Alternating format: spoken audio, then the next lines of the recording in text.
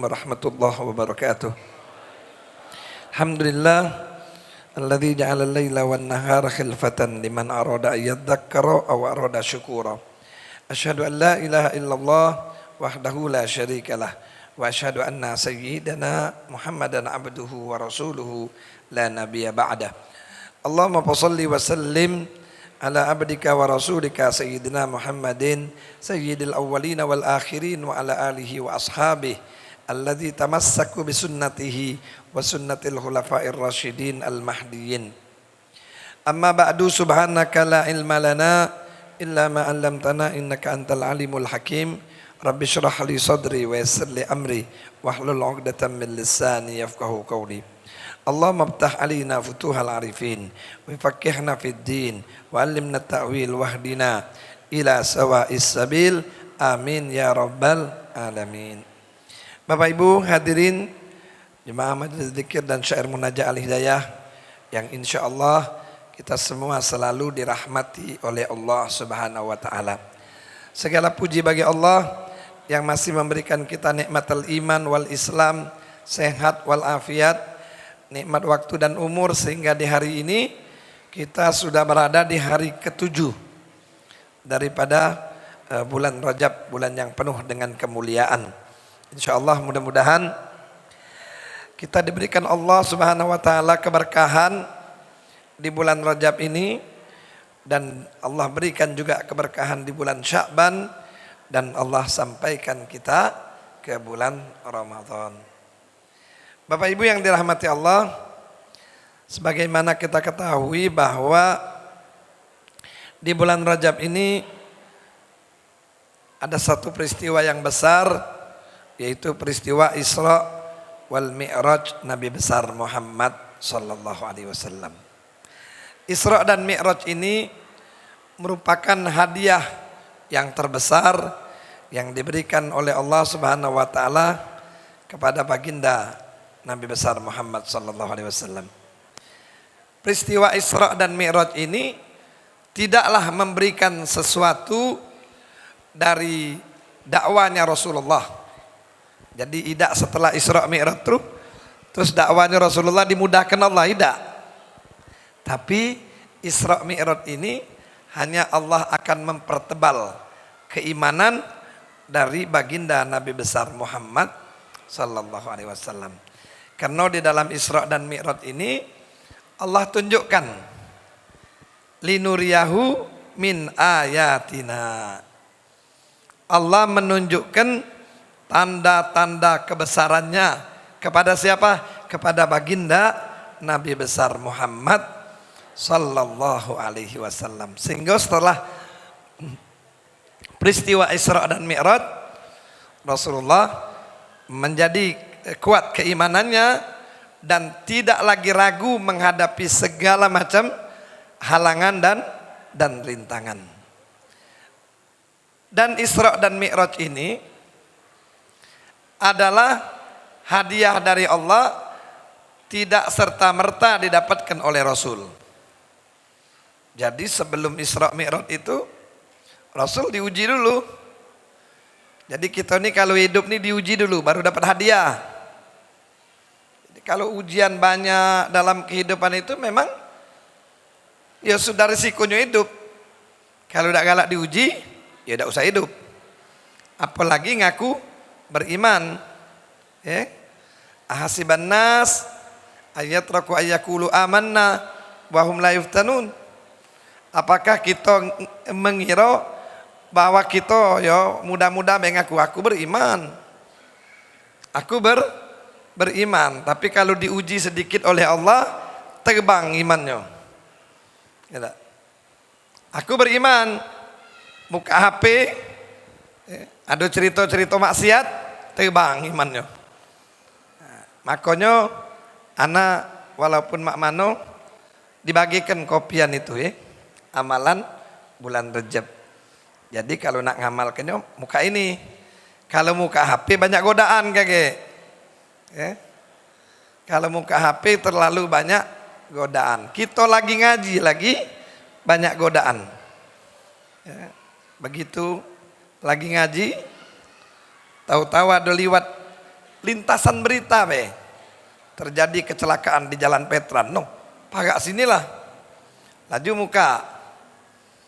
Sudah muka itu, muka yang lain. Jadi lebih baik tidak usah didengar dulu. Segala macam berita, segala macam itu. Kalau lagi ibadat, ibadat dulu. Ya. Jadi Rasulullah mendapatkan Isra dan Mi'raj itu bukan mudah. Dari mulai diangkat menjadi Rasul, Rasulullah sudah mendapatkan ujian yang berat. Jadi wong ini kalau nak jadi wong baik, banyak wong yang senang. Tapi kalau nak ngajak wong berbuat baik, malah dibenci wong. Kita jengok, misalnya ada wong yang baik, seneng galau wong. Coba ngajak berbuat baik. Misalnya, ya tak? Pak Nurdin nih pergi, udah datang Pak Nurdin hari ini.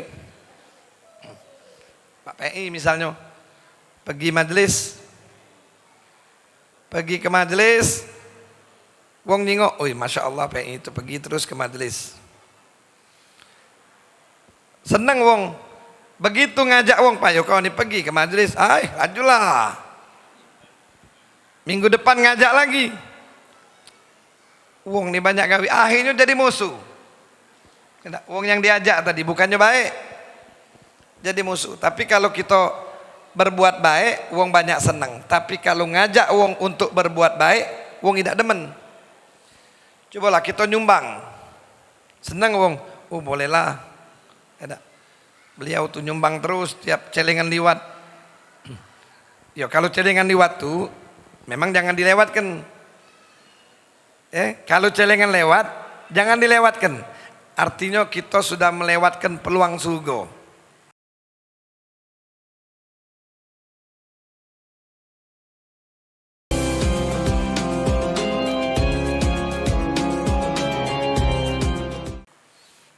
Masjid Darul Mutakin itu celengannya bakalan genti.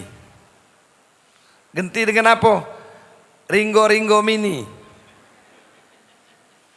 Ringgo-ringgo mini. Jadi kalau dia liwat, tidak lama lagi kita bakal diantai. Baru nyumbang ke. Nah, untuk ngawak ke kuburan. Insya Allah minggu depan anak genti. Karena sekarang ini pendapatannya berkurang jauh. Berkurang jauh. Dalam waktu 10 bulan menyusut kasnya itu sampai 40 juta. Menyusut. Tadinya 100 jadi 60.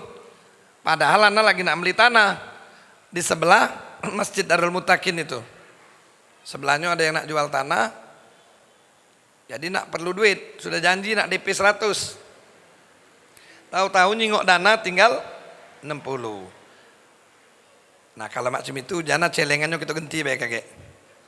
Biar duitnya banyak, celengannya ganti bentuk ringgo-ringgo. Gawe ini kan, inna lillahi wa inna ilaihi rajiun. Pucuknya tuh Kalau berpikir nak nyumbang, memang nyumbang ini pecahnya ringan tapi berat. Pecahnya ringan tapi berat. Padahal yang kita sumbangkan itu tidak ada pernah bakal hilang. Benar-benar buat kita kaget di akhirat. Cuma kita baik yang tidak pacak berpikir bahwasannya kita ini perlu persiapan. Jadi Rasulullah itu sudah sekian banyak ujian, sampai ujian dari tahun ke-7 sampai ke-10 Hijriah diembargo. Jadi seluruh Bani Hashim itu diembargo. Tidak bisa berhubungan untuk membeli sesuatu. Jadi kalau ada duit pun tidak pacak beli makanan. Bayangkan 3 tahun Rasulullah bersama seluruh pengikutnya diembargo. Setelah selesai 3 tahun dengan ujian ini, bukan ujian itu berakhir, tapi ditambah lagi sama Allah. Paman Rasulullah, Abu Thalib, yang membesarkan Rasulullah dari umur 8 tahun, yang menikahkan Rasulullah yang melindungi Rasulullah di dalam perjalanan dakwahnya dipanggil oleh Allah Subhanahu wa taala. Jadi Abu Thalib ini adalah paman Rasulullah yang paling miskin sebenarnya, dan anak-anaknya paling banyak. Tapi ketika Rasulullah ditinggal oleh kakeknya Abdul Muthalib umur 8 tahun, ketika disuruh memilih untuk ikut kepada siapa, Rasulullah milih mengikut kepada Abi Thalib. Dari sejak umur 8 tahun Rasulullah dipelihara oleh Abi Thalib. Bahkan sayangnya Abi Thalib kepada Sayyidina Muhammad melebihi sayangnya kepada anak-anaknya. Dipesankan kepada anaknya Sayyidina Ja'far dan Sayyidina Ali untuk menjaga Muhammad sebelum diangkat menjadi Rasul. Sayyidina Ja'far dan Sayyidina Ali diperintahkan oleh Abu Thalib untuk menjaga daripada Rasul sallallahu alaihi wasallam. Cintanya Abu Thalib kepada Rasulullah. Sampai setelah diangkat menjadi Rasul, tidak berubah kecintaan Abu Thalib. Padahal Rasul Abu Thalib ini orang yang mulia, menjadi orang yang hina di mata masyarakat karena bela Rasulullah. Bahkan sampai dibujuk rayu, sampai puncak rayuan untuk memberikan apa yang diinginkan oleh Abu Thalib agar dia bisa berhentikan Muhammad Rasulullah dalam dakwahnya. Dijawab oleh Abu Thalib, andainya kalian dapat meletakkan matahari di tangan kananku dan bulan di tangan kiriku untuk aku melarang kemenakanku untuk menjalankan Islam, niscaya aku tidak akan lakukan itu. Bertambah kemarahan orang-orang kafir. Nah, pada tahun ke-10 paman yang begitu sayang dengan Rasulullah dipanggil oleh Allah. Maka kehilangan Rasulullah bemper yang menjaga dalam dakwahnya. Berselang 3 bulan, Sayyidatuna Khadijah, istri pertama Rasulullah, yang dicintai dan mencintai Rasulullah, yang membela Rasulullah dalam perjuangan dakwahnya, orang yang pertama masuk ke dalam agama Islam, sekaligus perempuan pertama, membela Rasulullah dengan jiwa raganya, mengorbankan semua hartanya. Bahkan tidak pernah Sayyidatuna Khadijah gentar walaupun ia melihat sendiri bagaimana Sumayyah yang masuk ke dalam agama Islam dibunuh oleh Abu Jahal, disiksa selama 10 hari 10 hari di padang pasir yang panas dan tandus. Sumayyah beserta suaminya Yasir disiksa sampai 10 hari. Sumayyah tidak berubah, tetap akan memeluk Islam, sehingga kemarahan Abu Jahal luar biasa dan Abu Jahal menombak Sumayyah di kemaluannya dari depan tembus ke belakang, di depan suaminya Yasir. Bagaimana Yasir? Kau mau meninggalkan Islam? Tidak, kata Yasir. Maka Yasir pun dipenggal dan dibunuh oleh Abu Jahal. Dan ini disaksikan oleh Sayyidatuna Khadijah. Tapi Sayyidatuna Khadijah tidak gentar. Dia tetap membela Islam dan tetap membela baginda Nabi besar Muhammad sallallahu alaihi wasallam. Sehingga ikhwan rahimakumullah,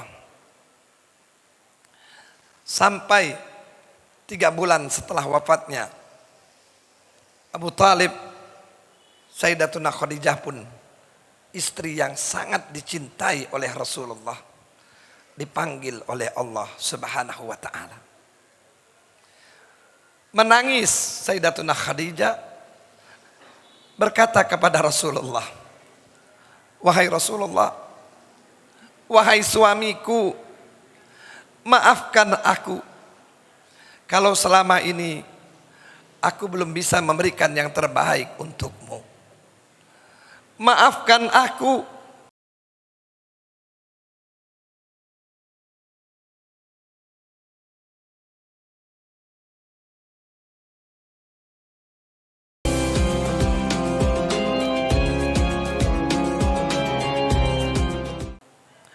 kalau aku belum bisa dengan utuh menghormatimu.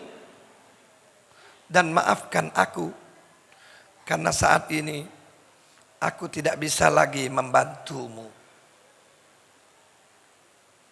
Meminta maaf di akhir hayatnya kepada baginda, padahal semua kehidupannya, hartanya, jiwa raganya dia persembahkan kepada Sayyidina Muhammad.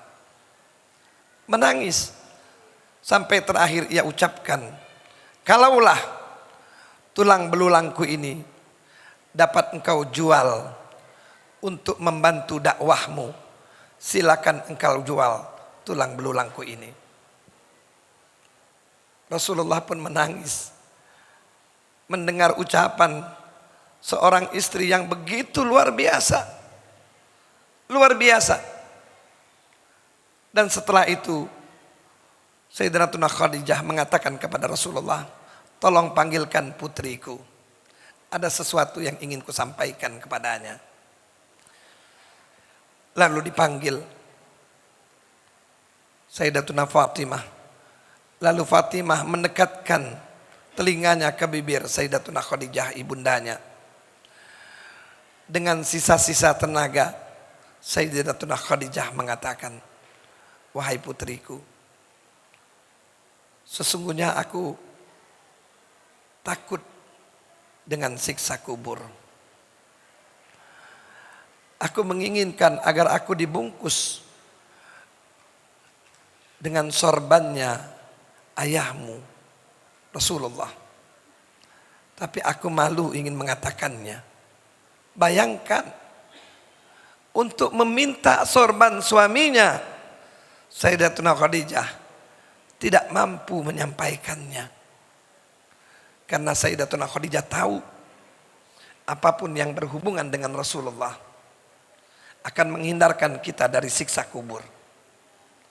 Perbanyak salawat Rasulullah agar menghindarkan kita dari siksa kubur. Mendekatkan diri dengan Rasulullah, insya Allah kita dibebaskan Allah dari siksa kubur. Sayyidatuna Khadijah yang semua kehidupannya ia persembahkan untuk Allah, masih meminta untuk jasadnya dibungkus dengan sorbannya baginda Rasul. Sekarang kita banyak melihat ada kopiah, ya, yang dibordir dengan gambar telapak kakinya Rasul Sallallahu Alaihi Wasallam. Karena apapun yang bersambung dengan Rasulullah akan membuat kita lebih baik, akan membuat kita lebih bahagia bersama baginda Rasul Sallallahu Alaihi Wasallam.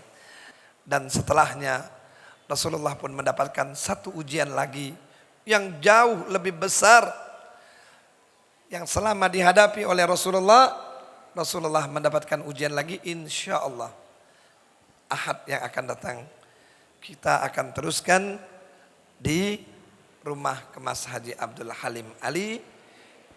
Insya Allah yang hadir semua disehatkan oleh Allah, dipanjangkan umurnya oleh Allah, dimurahkan rezekinya oleh Allah Subhanahu wa taala sehingga bisa kembali hadir, ya. Kalau sehat datanglah, mumpung masih hidup datanglah. Kalau sudah mati tidak usah datang lagi, ya. Kakek titip ke doanya be. Nah, jadi lagi hidup inilah datang ke majelis ngajin-ngajin.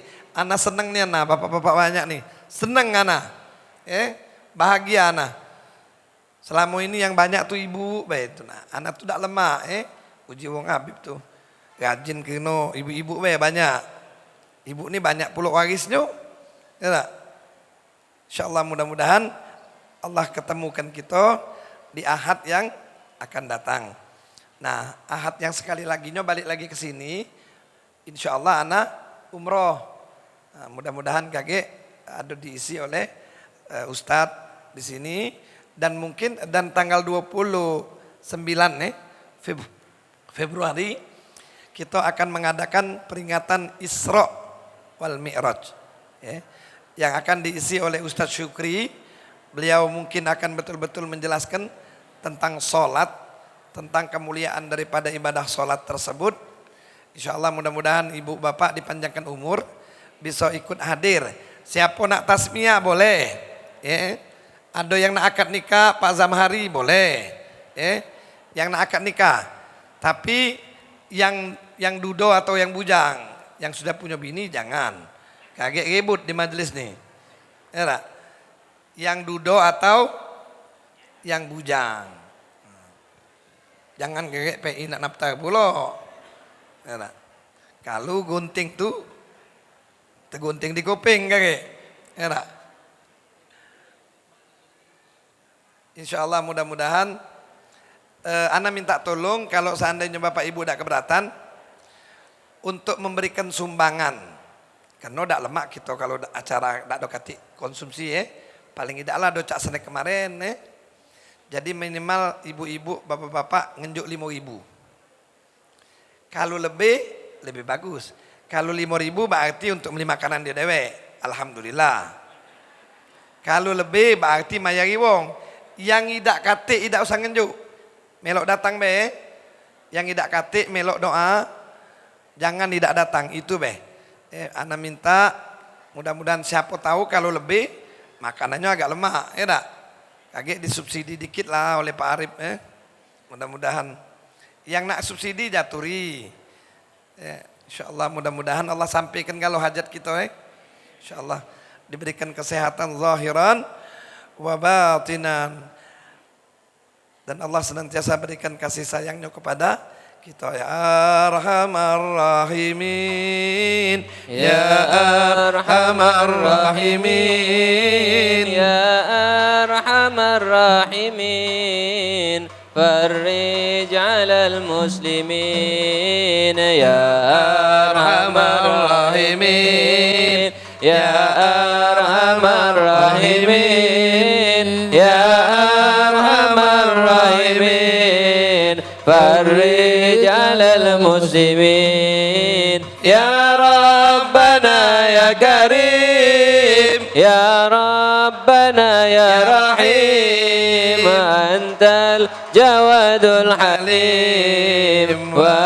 anta ni'mal mu'in, wa laysa narju siwaka, fadrik ilahi darak qabla al-fana wal halak. Ya dunya wa din, Ya Arhamar Rahimin, Ya Arhamar Rahimin, Ya Arhamar Rahimin, farrij 'alal muslimin. Wa ma lana rabbana siwaka ya hasbana, ya dzal ula wal ghina, wa ya qawi ya matin, ya Rabbana ya mujib, anta sami'ul qarib, dhagal wasi'ur rahib, fanzur